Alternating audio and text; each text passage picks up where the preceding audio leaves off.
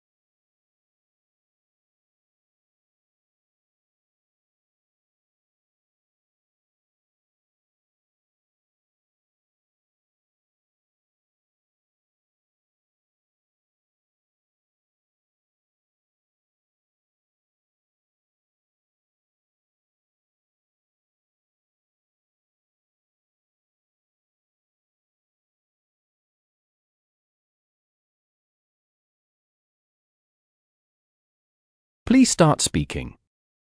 So, an attraction I've been to is the Colosseum in Rome, Italy. I went there a couple of years ago when I was traveling around Europe.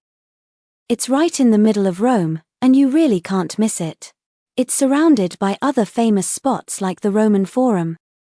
And there are always loads of tourists hanging around. The Colosseum is massive and super impressive.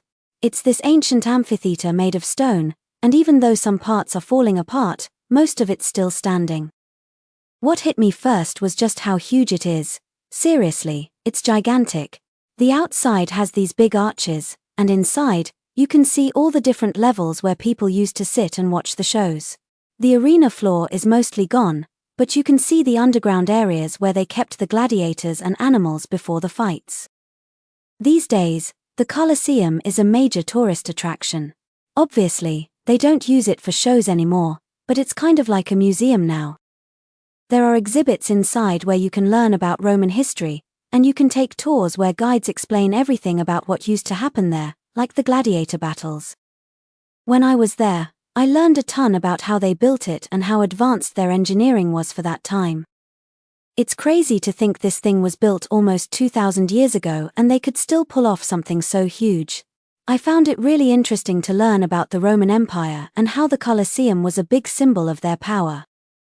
Visiting the Colosseum was an amazing experience.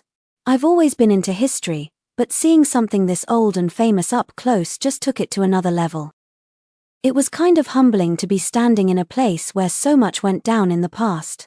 I felt this strong connection to the history, and it's definitely a memory that's gonna stick with me.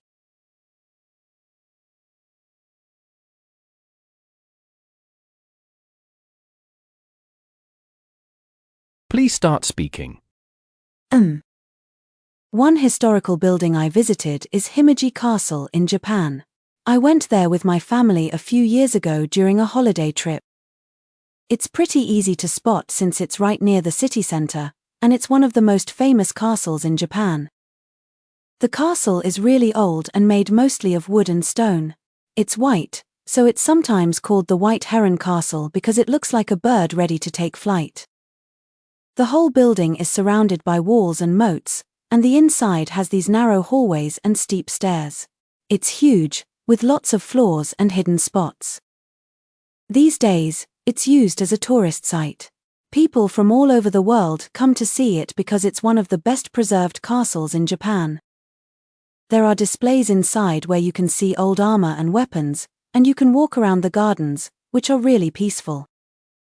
I learned a bit about how the castle was used for defense a long time ago.